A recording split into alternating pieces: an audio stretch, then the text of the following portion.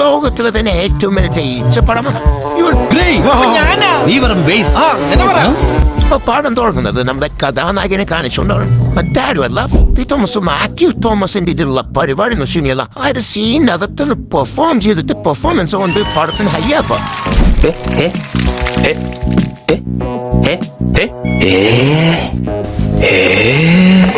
പടത്തിന് പണി എന്താന്ന് വെച്ചാല് വാടകയ്ക്ക് മെഷീൻ എടുത്തേക്കാൻ തന്റെ വീട്ടിലെ പുള്ളി പറയും. ഇങ്ങനെ പറിച്ച് കാനഡയിലേക്ക് പോകണമെന്നാണ് ഈ പിന്നെ സെക്കൻഡ് ആഗ്രഹം. പക്ഷെ വീട്ടുകാർക്ക് ഇവനെ അപ്പം മരിച്ചൊഴിവിലേക്ക് എൽഡി ക്ലാർക്കാക്കണം.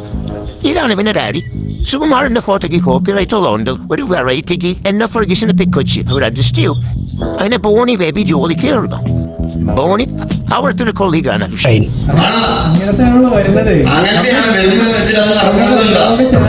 ആശയനല്ല, ഇതൊരു കാട്ടുകോഴി ഞരമ്പൻ ചെയ്യും. പിന്നെ പ്രധാന ഹോബി എന്താന്ന് വെച്ചാൽ ഓഫീസിൽ വേറെ ഒരു കോഴിയുണ്ട്. അവരാണെങ്കിൽ ഇവനേക്കാൾ കഷ്ടം. ഓഫീസിന് വീടെത്തിയ ഇങ്ങനെ പുഷ്പിച്ച് ഒന്നിപ്പിച്ച് നടക്കാം. അതാണ് ഇവരുടെ ലവ് ലാംഗ്വേജ്. എന്തിയായിരുന്നു? ഞാൻ ചെറുതായിട്ട് കുളിക്കുമായിരുന്നു. അയ്യോ വീഡിയോ കട്ടിയല്ലേ ഷൈമ കുളിച്ചോ? ഞാൻ കാണുന്നോണ്ട് കുഴപ്പമുണ്ടോ? ഷൈമോന്റെ കണ്ണ് കാണാൻ എന്ത് രസാ.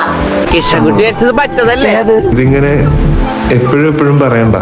ഇതൊക്കെ നമ്മളോർക്കും ഇത് ഇതേപോലെ എന്തെങ്കിലും ക്രിഞ്ച് പരിപാടിയോ. പക്ഷേ ഇതല്ല ഗൈസ്. എന്റെ കെട്ടിയോൻ വിളിക്കുന്നുണ്ട്.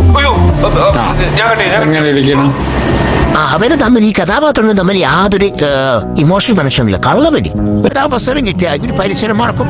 കന്യമാസത്തിലെ പറ്റികളെ പോലെ എനിക്ക് ഷൈനെ കടിക്കാൻ തോന്നും. അമ്മയും മോളും ഒന്നും വീട്ടിലില്ല, അവര് കായംകുളത്ത് പോയിരിക്കും.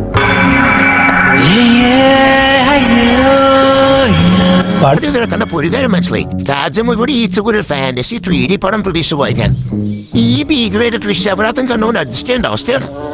ഞാൻ എന്തായാലും അനുഭവിച്ചു. നിങ്ങളും കൂടി അനുഭവിക്കും. പിന്നെ അനുഭവിച്ചോട്ടോ. അതിന്റെ വീട്ടിലൊന്നും നടക്കാണ്ടായപ്പോ രണ്ടാളും കൂടി ഓഫീസിൽ നടക്കും. ഷൈൻ വെർജിൻ ആണോ?